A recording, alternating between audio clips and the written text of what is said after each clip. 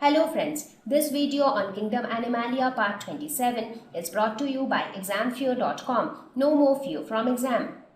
So with this we end our discussion on Pisces. Now we will start with the next category, that is Tetrapoda.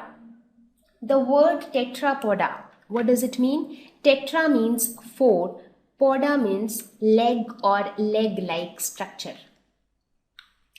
So these are basically those organisms with 4 limbs. The fossil records indicate that lobe-finned fishes were ancestors of tetrapods. So the tetrapods actually came up from these kind of fishes. They bear limbs. That is the most important characteristic of the tetrapod. That is, they bear limbs, and these limbs help in their locomotion. Animals with 4 feet or legs or leg-like structures. Now it is not necessary that all the classes which we discuss under tetrapoda, all of them will have legs. Some might have feet, some might have legs modified in some other form, but they will have 4 limbs. Mostly they are terrestrial, however some of them can also live in water. So let us look at the sub-classification of tetrapoda: amphibia, reptilia, aves, and mammalia. So these are the 4 classes into which tetrapoda have been classified. So now we will discuss about each of these classes in detail. So let us start with amphibia. Frog, which you can see on the screen. Frog comes under amphibia. The word amphi means dual. Amphi means dual, and bia means something related to life. So those organisms which can live both on land as well as in water, that is, they have this dual characteristic, both on land and in water, they are known as amphibians. Their plural form is amphibia. They have 2 pairs of limbs, that is total 4 limbs. So here you can see these are the hind limbs and these are the 4 limbs. So 2 pairs in front, 2 at back. So total 2 pairs or 4 limbs. Movement involves hopping and jumping. Tail present in some of them but not all. Scales are absent on skin, but still the skin is moist. Why is it moist? Due to the presence of mucus glands over skin.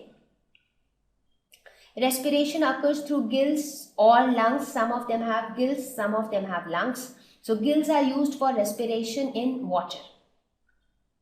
Cold-blooded, they also cannot regulate their internal body temperature. 3-chambered heart. Like in case of fishes, we saw 2-chambered heart, but here they have 3 chambers. So we will talk about the circulatory system or the circulation process with a 3-chambered heart as well. Reproduction, they are oviparous, that is, they lay eggs and do not directly give birth to their young ones. Let us look at some examples of amphibia: salamander, frog, toad, tree frog. These are some of the examples of amphibia. So you can see these organisms both in land as well as water. So let us talk about the organ systems of amphibia. Digestive system. They have a complete digestive tract with mouth, modified teeth, esophagus, stomach, intestine, liver, and pancreas. Respiratory system, gills or lungs. Gills when in water, lungs when on land. Circulatory system, closed type, that is, they have blood vessels to carry blood from heart to different parts of the body and vice versa. So let us discuss about the closed circulatory system of the amphibians. So these amphibians have a 3-chambered heart. So what are those 3 chambers? 2 auricles and 1 ventricle. So 2 auricles, we will denote them as left auricle as LA and right auricle as RA. So in this case, double circulation takes place. Now we will see how double circulation happens. So let us look at the process of circulation in this case. Now let us suppose this is the heart of an amphibian. So it has got 3 chambers like this. This is right auricle, this is left auricle, and this is the ventricle. So these are the 3 chambers of the heart. Now let us suppose these are the lungs or gills, whichever may be the respiratory organ. So these lungs will send the oxygenated blood to the heart. to the left auricle. So auricles are the receiving chambers, right? So the left auricle will receive the oxygenated blood from the lungs. Then this left auricle will send this to the ventricle, and the ventricle will send this oxygenated blood to different parts of the body. So this is also oxygenated blood. Now, as it goes to different parts of the body, the oxygen will get used up and the blood will become deoxygenated. So from different parts of the body, the deoxygenated blood will be sent back to the heart, to the right auricle. So this is the deoxygenated blood.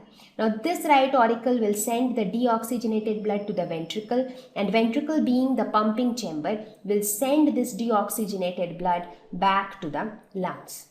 So now here, if you see in one cycle, how many times the blood actually crossed the heart? It crossed 2 times. First, when the oxygenated blood was sent, that time it crossed it once. Again, when the deoxygenated blood was sent back to the lungs, again it crossed 1 more times. So that means it passed across the heart 2 times. So that is why it is known as double circulation.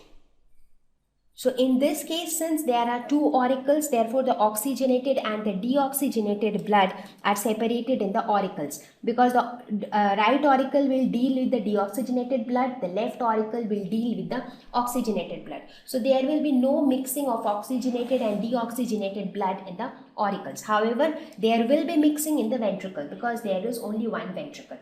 So this is how double circulation takes place in amphibians. Now in the reptiles also, they have a 3-chambered heart, and the same process takes place even in reptiles. However, there is one exception, which is a crocodile. So crocodile is the only reptile which has a 4-chambered heart.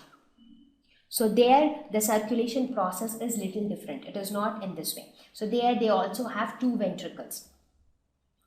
Okay, so let us continue with the organ systems. So let us talk about the excretory system. The excretory system here consists of the alimentary canal, urinary and reproductive tracts. All these open into a common chamber called cloaca, which opens to the exterior. So this cloaca basically acts as the specialized organ or means of excretion. Talking about the sensory organs, they have eyes with eyelids. They also have a tympanum which represents the ear. So here you can see the eye. So this is the eye, and just below the eye you have a structure which functions as ear, that is known as tympanum. So there is no special opening for ear. This tympanum is a substitute for ear.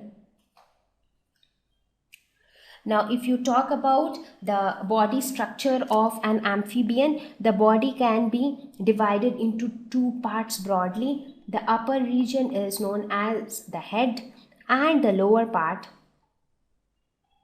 is the trunk. So this is the eye, this is the tympanum, and this is the mouth.